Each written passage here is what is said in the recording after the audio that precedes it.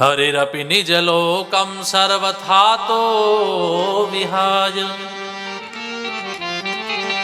પ્રવિશતિ હૃદિ તેષામ ભક્તિ સૂત્રોપનદ્દઃ. મારા અને તમારા જીવનમાં ભક્તિનો પ્રભાવ પડશે. ક્યારે? બોલે ભગવાનની કથા સાંભળતા સાંભળતા ભગવાન તરફ પ્રીતિ થશે અને એ પ્રીતિ આપણને ભગવાન તરફ લઈ જશે.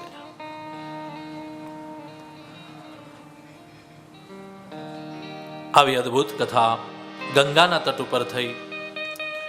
ભગવાન ભાગવતજીના મહાત્માની કથા કહી છે.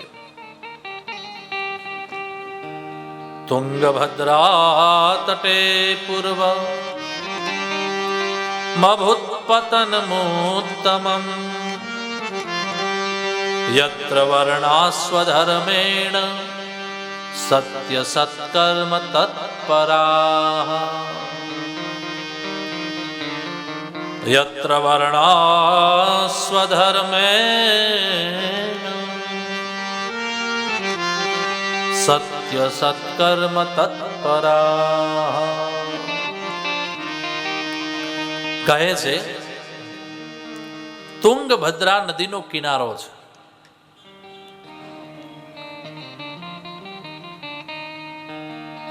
અને એ કિનારા ઉપર એક બ્રહ્મ ઋષિ પોતાના ગામમાં પણ નદીના કિનારા ઉપર રહે છે. અને બ્રાહ્મણનું નામ છે આત્મદેવ. અને એ આત્મદેવ, એમની એક પત્ની છે, એનું નામ છે ધુંધલી.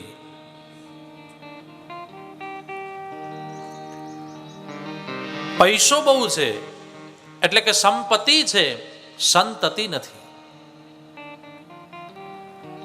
સંતતિ માટે વલખા મારે છે કે મને સંતતિ થાય, મને મારે ત્યાં છોકરાઓ થાય.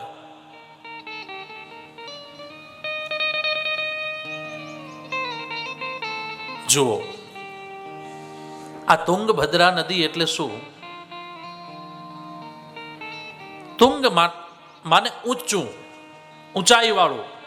તુંગ માને ઉપર, ઊંચાઈ વાળું. જેમ કે આપણે ગઢ ગિરનારને જોઈએ દૂરથી, જુનાગઢના કે માઉન્ટ આબુના એવરેસ્ટને, તો એમ કે બહુ ઉત્તંગ શિખર છે. ઉત્તંગ માને બહુ ઊંચો શિખર છે. તો તુંગનો અર્થ છે ઉપર, ઊંચાઈ વાળું. અને બીજો શબ્દ છે ભદ્ર. તુંગભદ્રા, ભદ્ર માને કલ્યાણ. વેદોમાં ભદ્રમ કર્ણેભિઃ શૃણુયામ દેવા ભદ્રમ પશ્યેમાક્ષભિર્જત્રાઃ. તો ભદ્ર માને કલ્યાણ. જે મારું ને તમારી ઊંચાઈ વાળું કલ્યાણ, એટલે કે બહુ સર્વશ્રેષ્ઠ કલ્યાણ કરનારું છે, એવું સ્થાન. અને એવા સ્થાન ઉપર આત્મદેવ રહે છે. અને એવા આત્મદેવ એટલે આત્મા. એની પત્ની ધુંધલી, ધુંધલી એટલે બુદ્ધિ.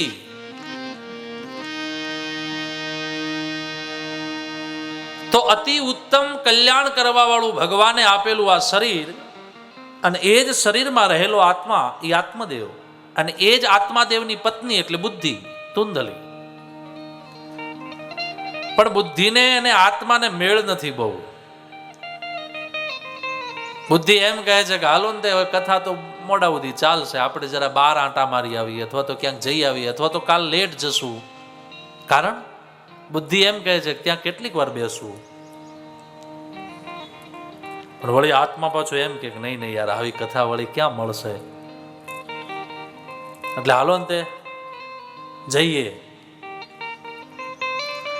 હંમેશા સત વિચાર આવે ને, આમ સારો વિચાર, એટલા માટે આપણા શાસ્ત્રો કહે છે કે સારો વિચાર આવે ને તરત ઝડપી લેવો, તરત જ.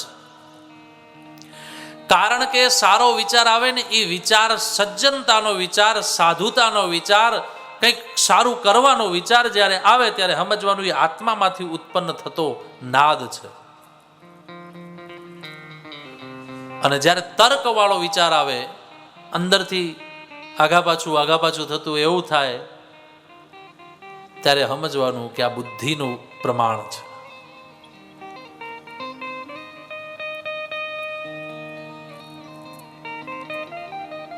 અને સદવિચારને જે ગ્રાહ્ય કરી લે તરત જ પોતાની ઉન્નતિના શિખર તરફ જાય છે.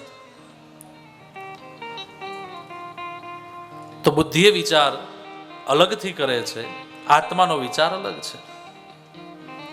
તો આત્મદેવ પોતાને ત્યાં પૈસા બહુ છે પણ દીકરાઓ નથી, સંતતિ નથી, એટલે પછી ગયા ગુરુજીના આશ્રમમાં. ત્યાં ગુરુજીનો આશ્રમ છે સંન્યાસીજીનો. એમના આશ્રમમાં જઈને કહ્યું, મહારાજ મને સંતાન નથી, દીકરો નથી, મને દીકરો થાય એવું કંઈક કરો, એવા કંઈક આશીર્વાદ આપો. એટલે આત્મદેવ જ્યારે આ માંગણી કરી, ત્યારે આત્મદેવની માંગણીને સાંભળીને સંન્યાસી બાબાએ કહ્યું કે આ બધી વાતોને છોડ, છોકરાઓ કોને સુખ આપે છે, અને તને તારો દીકરો સુખ આપશે એવું નક્કી છે? બાપજી એ તો કઈ ખબર તો પછી શું કામ તું જે છે આમાં ભજન કર. અને અંતે બોલે, પણ બાપજી એવું મેં સાંભળ્યું છે કે જેને દીકરાઓ હોય, પુત્ર હોય, એને જ મુક્તિ મળે છે. એટલે બાપજીએ કહી દીધું, મુંચ જ્ઞાનમ પ્રજારૂપમ બલિષ્ઠા કર્મણો ગતિ વિવેકમ તુ સમાસાધ્ય ત્યજ સંસાર વાસના. મુંચા જ્ઞાનમ અથવા તો મુંચ અજ્ઞાનમ, આ અજ્ઞાનને તું મૂક. કયું? બોલે પ્રજા રૂપે, મને પ્રજાના રૂપમાં, સંતાનના રૂપમાં દીકરો મળે તો જ મારી મુક્તિ છે. આ અજ્ઞાન છે.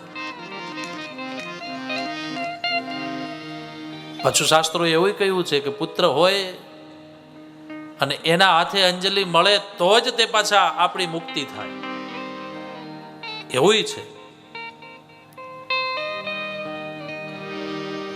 ઘણા શાસ્ત્રોમાં, ગરુડ પુરાણ આદિમાં, બીજા અન્ય શાસ્ત્રોમાં પણ આવી વાત છે કે પુમ નામના નરકમાંથી જે મને તમને ઉગારે એનું નામ પુત્ર, અને પુત્રના હાથે અંજલિ મળે તો જ મા બાપની મુક્તિ થાય. આવું છે. અને અહીંયા ભાગવત એમ કહે છે કે મુંચા જ્ઞાનમ પ્રજારૂપમ બલિષ્ઠા કર્મણો ગતિ. કર્મની ગતિ બહુ ન્યારી છે. તો હવે આ બેને કેમ સમજવું? આનું નામ વ્યાસપીઠ. આ ક્યાંથી સમજાય? બોલે જે થોડા ઘણું સમજ્યા હોય એની પાસેથી. તો આને સમજવું હોય તો એવી રીતે સમજાય આપણે કે પુત્ર હોય તો જ આપણું શ્રાદ્ધ કર્મ કરાવે ને આપણને મુક્તિ મળે. બહુ સારી વાત. પણ ભાગવત તો એવું કહે છે કે તમે તમારી જાતે જ તમારી મુક્તિ કરી લ્યો ને, તો તમારે કોઈની મુક્તિની જરૂર નથી. જેવી રીતે પરીક્ષિતે કરી. ચક્રવર્તી સમ્રાટ. ચક્રવર્તી સમ્રાટ એટલે કોને કહેવાય ખબર છે? જ્યાં જ્યાં પૃથ્વી છે ત્યાં ત્યાં કોણ રાજા? કે બોલે અમારા રાજા તો પરીક્ષિત છે.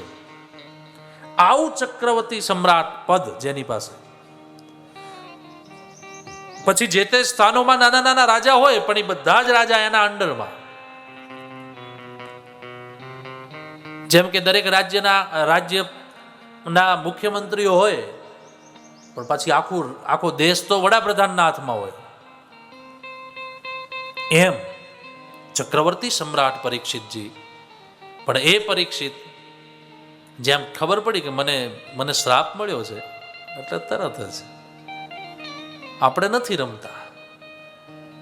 એટલે નાના છોકરાઓ આપણે જ્યારે હું નાનો હતો ત્યારે મને ખબર છે, આપણને એમ લાગે કે આપણો દાવ મળે એમ છે ત્યાં સુધી આપણે રમીએ. પછી આપણને એમ લાગે કે હવે આમાં કંઈક અન્યાય થાય છે અથવા તો આ બધા નથી બરાબર રમતા, એટલે આપણે કહીએ ભાઈ મારે નથી રમવું, હું નથી રમતો. એટલે પણ આ નહીં, હું રમતો જ નથી, પછી વાત ક્યાં? તમે તમારે રમો, મારે નથી રમવું. એમ તરત જ પરીક્ષિતે કહ્યું, આપણે નથી રમતા ભાઈ. કેમ? બોલે, હવે મને શ્રાપ થઈ ગયો છે, 7 દિવસમાં મારે મારો ઉદ્ધાર કરવો છે. તરત જ બધું આમ મૂકી દીધું, છોકરાને સંભળાવી દીધું કે લે બેટા, તું આજથી આનો રાજા.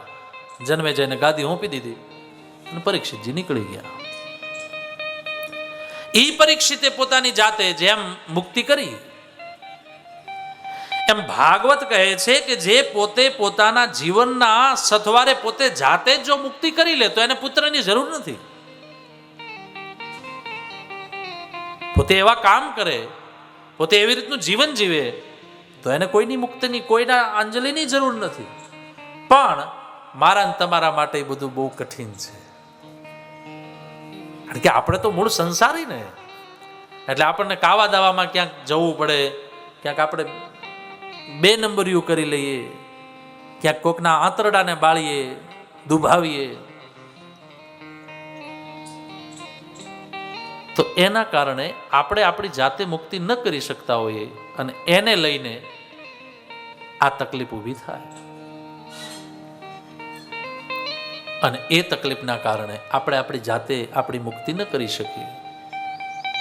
એટલા માટે આપણે પુત્રની જરૂર છે. બાકી જો આપણે જાતે આપણી મુક્તિ કરી શકતા હોઈએ તો કોઈ વાંધો નથી. તો કહે છે યતિ કે આ બધી વાતોને છોડ અને આ બધું વિચારવાનું છોડી દે. 7 જન્માવધિ તવ પુત્રો નૈવ ચ નૈવ ચ નૈવ ચ. એક નહીં, 7 જન્મ સુધી તારા ભાગ્યમાં પુત્ર નથી, માટે આ બધા વિચારો છોડી દે. બોલે બાપજી એમ તો નહીં ચાલે, તમારે મને દીકરો જ દેવો પડશે. અને પછી એક ફળ આપ્યું, લે આ ફળ તું તારી પત્નીને ખવડાવજે. અને પોતાનું ગુરુજી આપેલું ફળ લઈને આવ્યા ઘરે, પોતાની પત્નીને આપ્યું. પત્નીએ ફળને હાથમાં લીધું, વિચાર કર્યો કે આ ફળને હું કેવી રીતે ખાવું. આ ફળ ખાવાથી મારો ગર્ભ રહેશે, પછી ગર્ભની યાતના ભોગવવી પડશે, પીડાઓ ભોગવવી પડશે, ખાવા પીવામાં, બેસવામાં, ઉઠવામાં મને તકલીફો પડશે. માટે આપણે આવું કાંઈ કરવું નથી. અને આવો વિચાર કરે છે. આત્મદેવ તો ફળ આપીને નીકળી ગયા ભગવાનના ભજન માટે, પણ આણીએ હજુ ફળ ખાધું નહીં, હાથમાં લઈને વિચાર કરે છે. અને ત્યાં તો એની બેન આવે છે. એકદા ભગિની તસ્યાસ્તદ્ગૃહં સ્વેચ્છયા ગતા તદગ્રે કથિતં સર્વં ચિંતેયં મહતી મે. આહા, તરત જ એની બેન આવી. અને બેન આવી, હવે એ બેન પાછી કેવી જુઓ તમે, એની પાસે એટલા બધા સંતાનો છે. એક આ કેડમાં છે, એક આ કેડમાં છે, એકાદું માથા ઉપર બેઠું છે, 1-2 આંગળીઓ પકડીને હાલે છે. આટલા બધા છોકરાઓ ખાવા વાળા છે, પણ ખાવાનું કાંઈ નથી, પૈસા નથી. આવડી આની પાસે પૈસા છે પણ ખાવા વાળા નથી. प्यारे यही तो जीवन का मांग है. बस સંસારમાં આ જ હોય છે. બધી બાજુના છેડા હરખા હોતા જ નથી, ક્યાંક ને ક્યાંક તકલીફો હોય છે. પૈસા હોય તો ખાવા વાળા ન હોય, ખાવા વાળા હોય તો પૈસા ન હોય. અને એ બે હોય તો ત્રીજો છેડો ક્યાંક આપણને ટચ કરતો હોય કે જે હેરાન કરતો હોય. છોકરા બરાબર હોય, પૈસા બરાબર હોય તો ધણી ધણિયાણી બહુ બનતું ન હોય, એવું બને. ઈ બધું બરાબર હોય તો સામાજિક, વ્યવહારિક, વ્યવસાયિક ક્યાંક ને ક્યાંક તકલીફ. ઈ બધું સારું હોય તો છેવટે શરીર બરાબર ન હોય, શરીરથી આપણે તંદુરસ્ત ન હોઈએ. इस बस्ती में हमारे आंसुओं को कौन पोछेगा, जहां जिसको देखो उसका दामन भीगा लगता है. इस बस्ती में हमारे आंसुओं को कौन पोछेगा। બધા રોતા છે એટલે આપણા આહુડા કોઈ નહીં લૂછાવે વાલા, એ તો આ ઠાકર જ લૂછાવશે. એ આ કાળિયો ઠાકર એમ કહેશે કે બેટા લાવ હું તારા આહુડા લૂછાવી દઉં. બાકી આ જગત, આ માણસો આપણને રોડાવશે. બાજુવાળી બહુ દુખી હોય ને તો આપણે એને વારે ઘડીએ પૂછીએ, અને ઈવડી બિચારી દુખિયારી એની એ વાત જ્યારે બેઠી હોય ત્યારે વાગોળ્યા કરે, એટલે આપણે હે એવું છે, હે એવું છે એમ કરી કરીને એની પાસે વાતો કઢાવીએ, અને ઈવડી રોતી રોતી રોતી આપણને પાછી વાતો કરતી જાય. આપણે એને રોતા જોઈએ એટલે આપણને ખુશી મળે. હા કેવી રોવે જો તો ખરા. આ સંસાર. इस बस्ती में हमारे आंसुओं, शेर सुनिएगा, इस बस्ती में हमारे आंसुओं को कौन पोछेगा। जहां जिसको देखो उसका दामन भीगा लगता है. બધાય રોતા છે અને બધાયના કપડા એટલા આહુડાઓથી ભીના થઈ ગયા છે કે બધાય રોતા છે. રોવાનો અર્થ એટલે અમે હમણાં જેમ પેલા કહ્યું એમ કે કોઈક એકાદો છેડો તો ક્યાંક ને ક્યાંક આપણને ટચ કરતો જ હોય.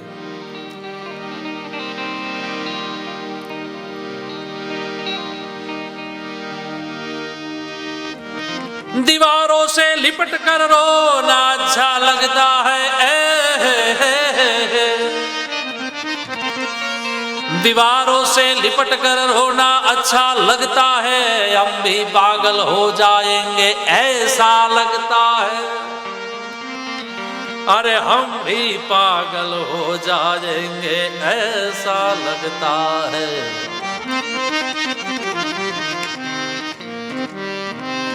इस बस्ती में हमारे आंसुओं को कौन पोछेगा. કોણ આપણા આહુડા લૂછશે. માટે ભગવાનના શરણને ચરણને પકડો, અને જો ભગવાનનું ચરણ પકડેલું હશે તો બધું સારું હશે. અને કદાચ સારું નહીં હોય તે કૃપા કુદરતની એવી થશે કે ધીમે ધીમે ધીમે ધીમે બધું સુલઝતું જશે. તો સંપૂર્ણ પરમાત્મા છે, ભગવાન છે.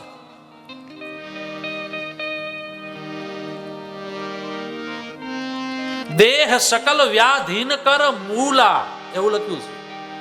આ દેહ, આ શરીર સકલ વ્યાધિઓનું મૂળ છે. પણ એ મૂળ બને એના પહેલા એ ભગવાનના ચરણમાં લાગી જાય. વળી પાછું તમને કહું છું કે બધું જ કરવાનું. હા, મારી વ્યાસપીઠ બધાને છૂટ આપે છે. ભગવાનને ખાલી આમ માળા પકડીને ભજ ભજ કરવા એવું નથી. સબ કુછ કરના હૈ. જીવવા જેવો યુગ છે, શું કામ ન જીવવું? લહેર કરવી જોઈએ, રોજ હારું હારું બનાવીને ખાવું જોઈએ, ચાર હાથે કમાવું જોઈએ. બે હાથે નહીં, ચાર હાથે કમાવાની કોઈ ના નથી આપણા શાસ્ત્રોમાં. 5-25 લાખ નહીં, કરોડ કમાવો.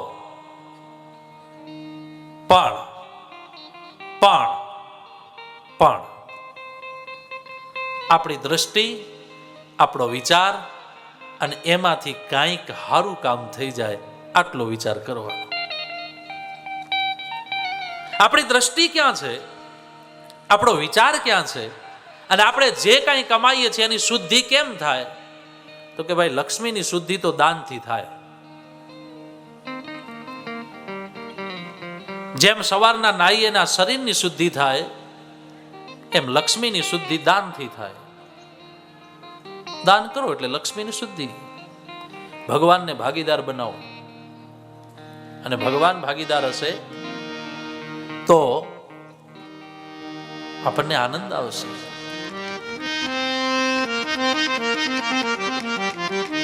ભગવાન આપણો ભાગીદાર બને તો ભાગવત આપણને બસ જીવતા શીખવાડે છે. મૂળ વાત એ છે આપણે. અને જીવતા શીખી ગયા એ પ્રેમ કરતા શીખશે. અને આ પ્રેમ કોને કરવાનો છે? કાળિયા ઠાકરને, કૃષ્ણને, નારાયણને.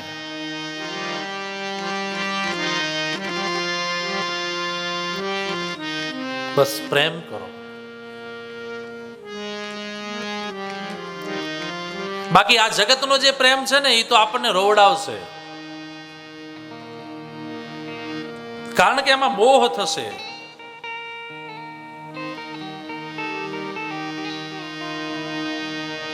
પ્રેમ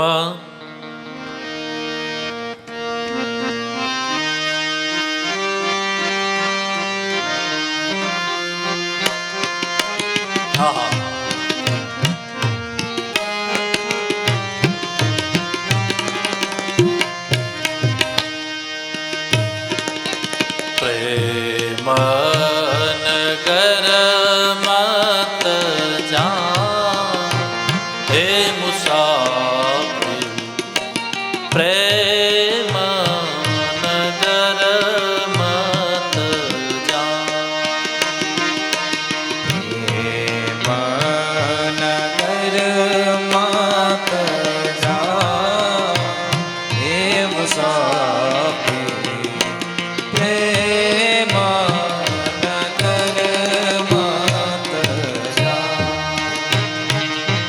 પ્રેમ નગર કા પંથ કઠિન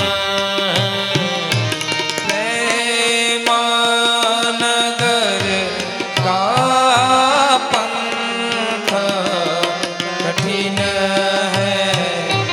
પ્રેમ નગર કા પંથ કઠિન પ્રેમ નગર કા પંથ કઠિન હૈ. પ્રેમ નગર કા પંથ કઠિન પ્રેમ નગર કા પંથ કઠિન હૈ. ઊંચા શિખર પર ઠિકાના હે મુસાફિર, પ્રેમ નગર મત જા. પ્રેમ નગર મત જા હે મુસાફિર. પ્રેમ નગર મત જા. આહા. પ્રેમ નગર